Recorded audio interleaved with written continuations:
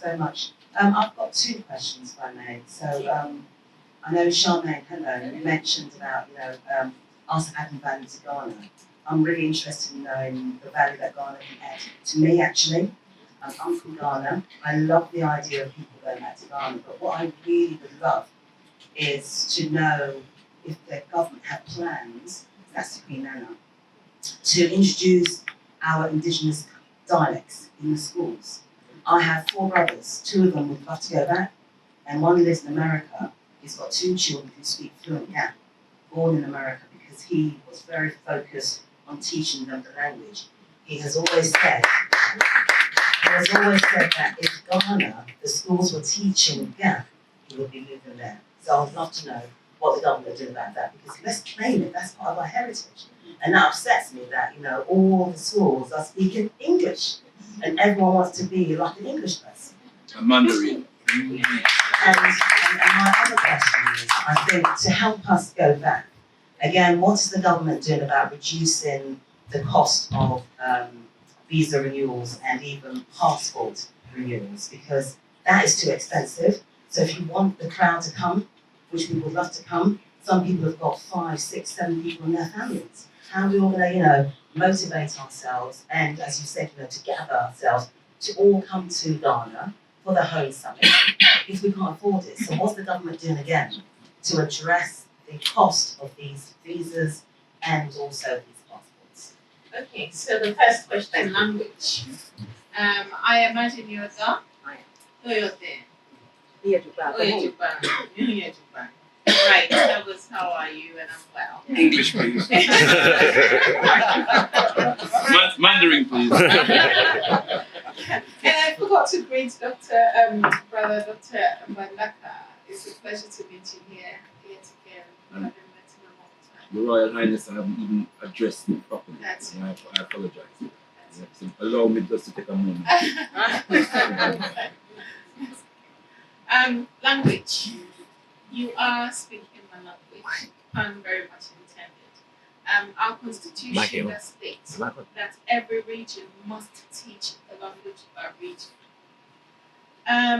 I think the Minister mentioned about the westernization of the African, of the Ghanaian, in fact, and it ties in somewhat. Now, we live in a global community. And unfortunately, our young people have been exposed to a lot of Western media. And being in a global community, they're picking up on the things that they think they enjoy and trying to copy it. And that includes language. There is the sense where I come from that if you speak like the Queen, then you are educated. It's not always correct. We all know that. But English is not the problem. The problem is losing the indigenous language and teaching it in our schools. It is taught in schools. I know for a fact that the Tree language, for instance, is predominant. The Akan language is predominant in Ghana, so it's taught a lot. What we need to do is to go back to the age where I know the Ga language. And it's for the Ga people. I'm one of them. There is a movement now where we are beginning to uplift the Ga language and teach it across the board. There are sites. I wish Najele was here. Yeah. I wish Najele was here. Oh. Najele Kojo, this young lady, has done a lot of work in putting the Ga language online. So, in fact, all you have to do is to go to I am Gadange. I will tell you the spelling in a bit. I am Gadange. Or type Ga language into Google, and it will come up with websites where you can go and engage with it. So we are trying very hard to promote the languages. In the north, you go to the north and you have Hausa, you have Mamprusi, you have different languages being spoken. Very little number of people speak English, as a matter of fact. But English happens to be the language of instruction. Because when the British came to us, everything that was recorded in English. Our law is based on the British system. Our politics is based on the British system. Everything happens to be based in English. And therefore, to be able to understand these things, you have to learn English. And if you come from the north and you can't speak Ga, then the common denominator then becomes English. We have an influx of people coming inland into the Gas states from the north, from Ashanti region to find work, and therefore the common denominator becomes English. A lot of people now are beginning to change that, and there's a conversation about which language should be predominant. So the Tree language being the most spoken, with the Gansa saying, if you're in Accra, that should be the language of instruction. But I get you, we have to do a lot more. And so when you come, once you've gone on the site and you've looked at the sites that actually teach you to speak the language, there are people explaining the language phonetically. They're teaching you the alphabet, learning the tonations. The fact that in our language system, we have the nasal sound, we have the S sound, which is the reverse three, we have the O sound, we have the ch, spelled differently where you come from. These are things that once you've understood them, and you go back to Ghana and you want to learn them, it's very easy, because trust me, everybody who meets you, if you express the desire that you want to speak a language, they'll bombard you and they'll teach you. Now to the other question, which was, oh gosh, when did I write it? Passports. Oh, passports. Now, I am one of the people who have been fighting for a reduction, and I can tell you with all confidence that the passports, the fees for the passport are on their way to being reduced. And we're working on the visa, and it's a conversation between the High Commission and the people, and then the translation back to Ghana. I think that particular issue is often more complicated than it's made out.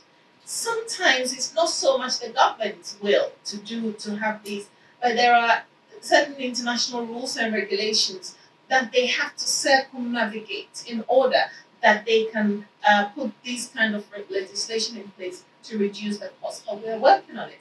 And I know as far as passports are concerned, the cost is coming down and coming up very, very, very soon. So watch the Ghana High Commission website for when you're going. I have to say something as well. The staff at the Ghana High Commission, Madam Joyce, who heads the Diaspora, especially, she's very, very helpful. Any information you want to know in terms of obtaining visas, if you say I'm participating in the year of return, I want to go back to Ghana, I want to see what it's like. There are people who are organizing trips, and they're so very helpful. Now, if anybody is not helpful to you, please come back to me, because I will go and I will hold them to account. Thank you very much.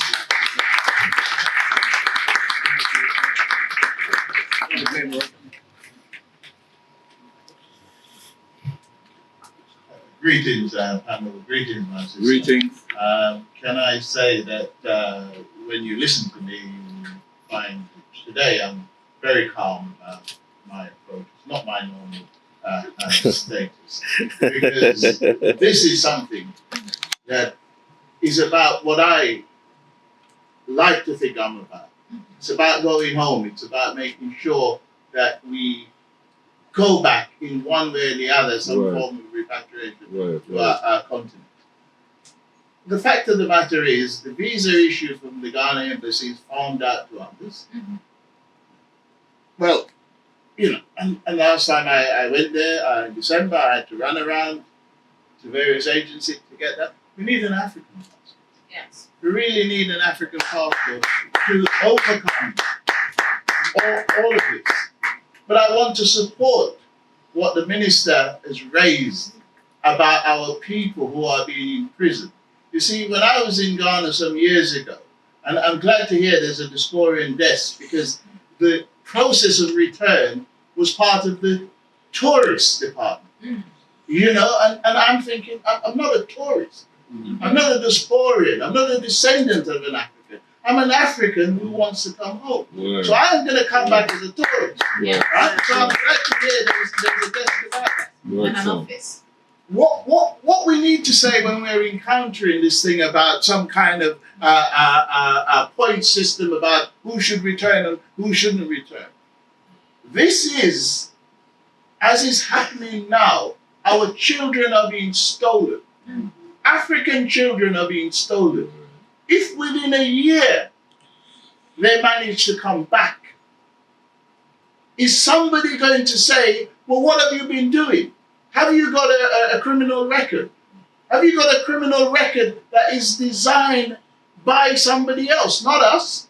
This wasn't our children's idea to be in this place to acquire a criminal record. So there are people who are saying, and it has been said, if you have a criminal record, you won't be allowed to return. Well, as you rightly said, we have prison on the continent. Why can't we put Africans who have committed crime, who are criminalized from our perspective, as we say, in prison on the continent? But we cannot be saying to any Africans, you can't return because you have a criminal record or somebody else has criminalized you. Because that has been part of the process. And who has decided these things?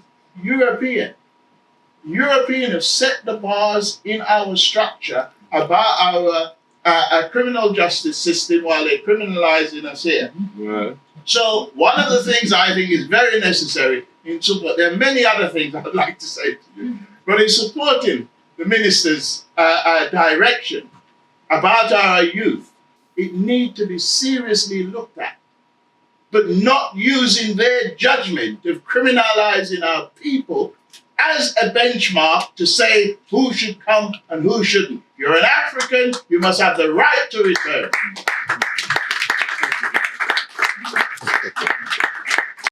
Achomi na ajele gbojokwe ni biane nyenkwo Gokkush TV nyeyiradon. My name is Na Ajele Gbojokwe, and right now you're watching Gokkush TV. Thank you.